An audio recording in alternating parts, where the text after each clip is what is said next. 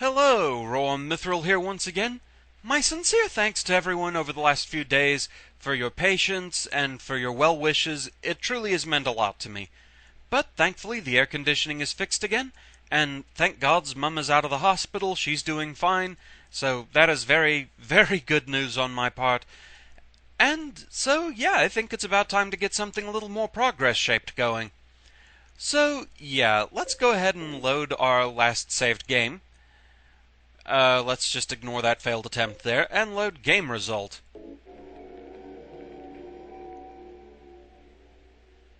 And so, once again, we see our results from the previous game.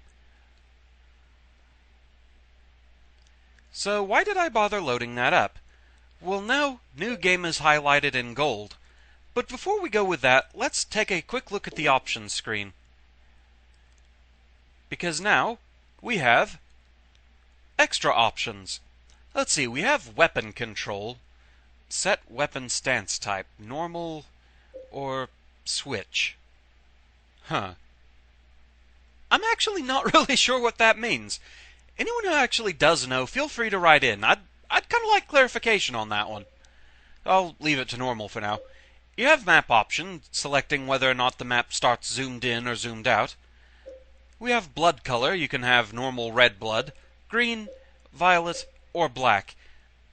Nothing quite as colorful as rainbow goo from Jet Force Gemini, but then what is that colorful? We have walk-run controls, view controls, bullet adjust. Now that's a good one. Oh, I can go all the way up to ×3 already. That sounds good, yeah, definitely. We also have noise effect. This is a visual thing.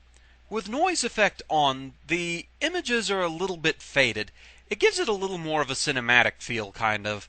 So, since we've already gone through the game once with it on, let's see what it looks like with that off. It should make the graphics a little bit clearer, and I kind of wonder if that'll come through on YouTube. So, yeah, kind of an experiment here. Save settings, yes. Okay, so new game plus time, of a sort. We're gonna go with the main scenario again, Letter from Silent Heaven. Let's kick the action level up to hard, and the riddle level up to normal.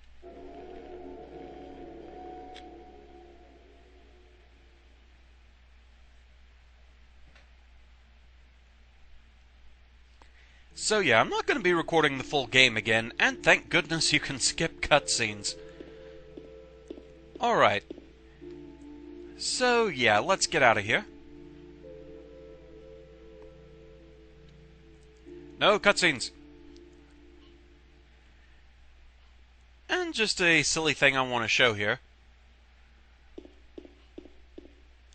There's a map in the car. I might be a good idea to take it. I had never actually noticed the typo before, so that in and of itself is wonderful. But yes, it won't let you actually progress unless you go back and get the map. There are some other areas where it does that, just refuses to let you move on. I'm going to show one of them coming up fairly soon here, just because it strikes me as silly. So, anyway, the basic idea of what I'm going to be doing now. First, I'm going to be showing the 4 quote-unquote normal endings, and with each one I'll be showing a different puzzle difficulty level to show all the differences there. Then I will be doing the secondary scenario, Born from a Wish, and then finally the 2 joke endings. That's the basic plan, I think.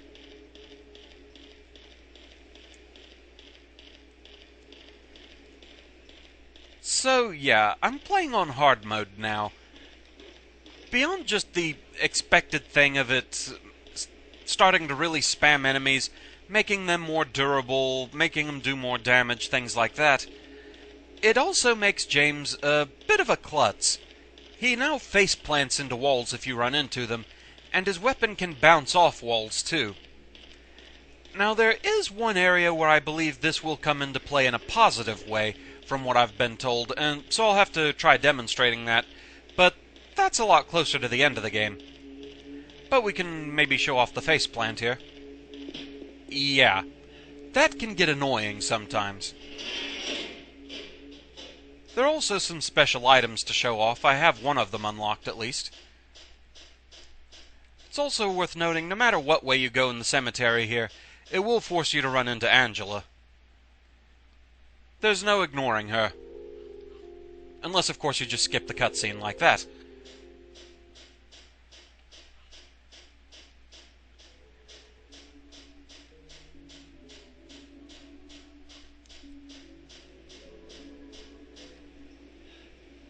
I'm going the wrong way, aren't I? Yes, I am.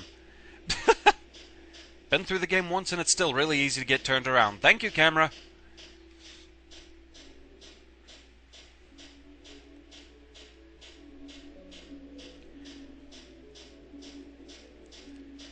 Just follow the wall. I'll get out of here eventually. It's a theory, anyway.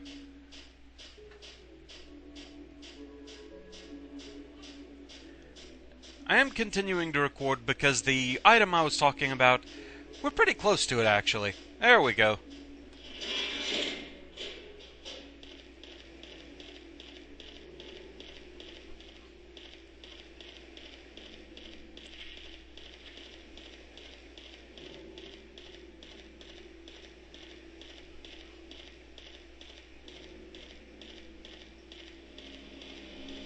Just listen to that racket. What could that be?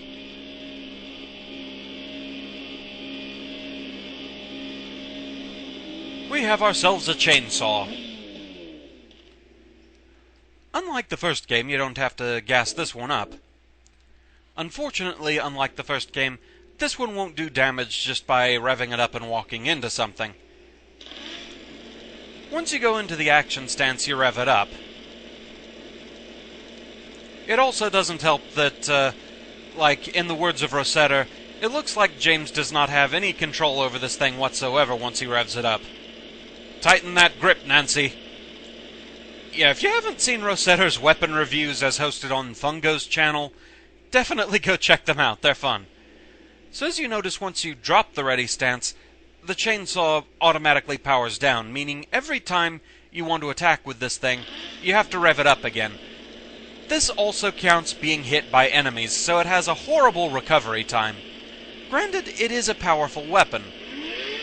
You can either do this slow swing with it, or if you'll cooperate and let me do it. He does not want to seem to let me show the other attack. There we go. A lunging stab with it. That's really the one you want to use. The swing is just far too slow. You're gonna get hit using that, which means you're going to have to take the time to rev the chainsaw up again, and that's kind of a mess. So, yeah, that's really all there is to say about the chainsaw thus far. So, see you once I reach town and I can actually demonstrate this thing.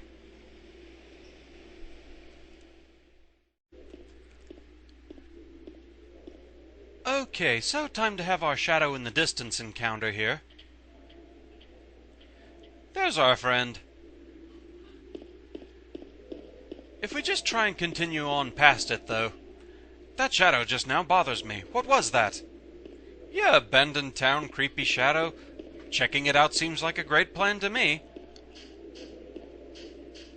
I just passed something up here. I could have sworn I saw some kind of item. Oh well. Health drink or something. But apparently not.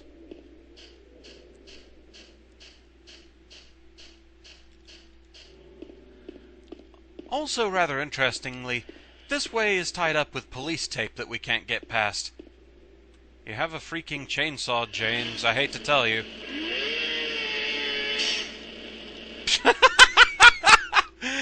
I don't know. I know it bounced off the little road sign there, but I'm still amused by the thought of it bouncing off the caution tape. Anyway, this path is actually opened later once we go do what we have to do, so let's go ahead and do that. We need to actually find something to demonstrate the chainsaw on anyway.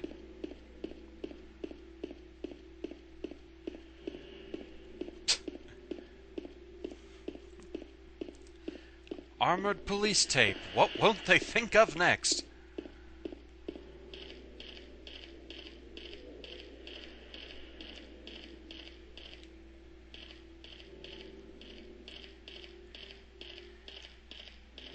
I also want to show this encounter for another silly reason.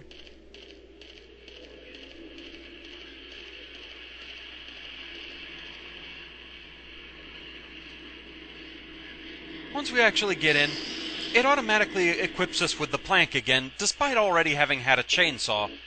So that's kind of silly.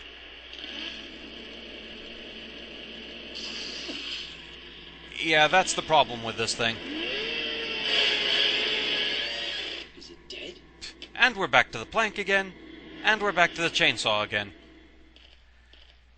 So if only lying figures were always that easy with the chainsaw. Unfortunately, such is not really the case. As I'll demonstrate in a moment here. As you saw, the spit can be a problem because it'll knock you right out of attack stance, meaning you're going to have to rev up the chainsaw again. And that was just one-on-one. Naturally, they don't like to stick to those odds.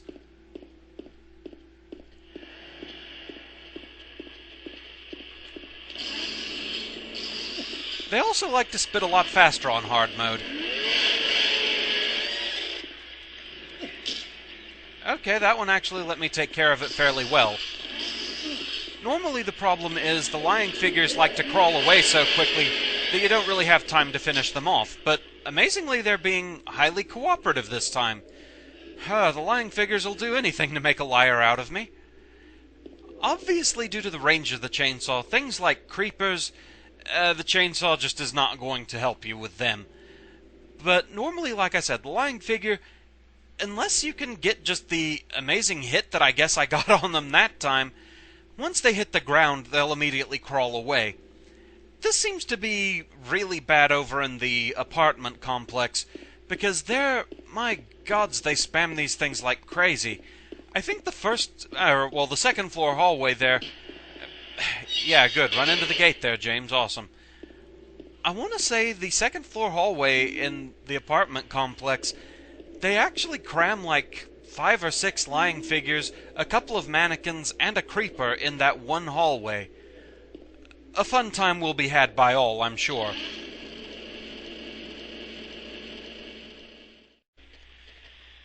Now here's more what I expected when dealing with the lying figures outside. Yeah, for one thing, too much spit. But also they immediately start crawling away. This is what my experience has been with the lying figures on hard mode and trying to use the chainsaw against them, as well as a severe problem of overpopulation with them. Now, why the ones outside were being extra cooperative and giving me enough time to stomp them, I have no idea. See, I don't know what I'm doing differently.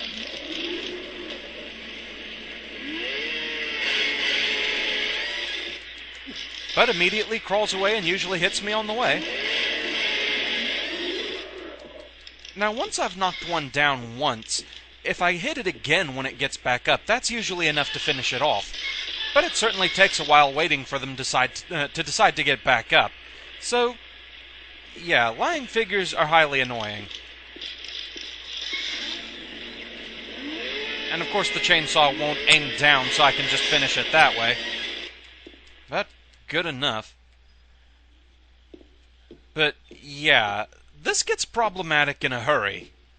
So, again, this is one of those things. If anyone knows what I'm doing differently with the ones outside as opposed to the ones in the apartment here, please write in, let me know. These things are getting annoying. And I have never seen him do that. That was different.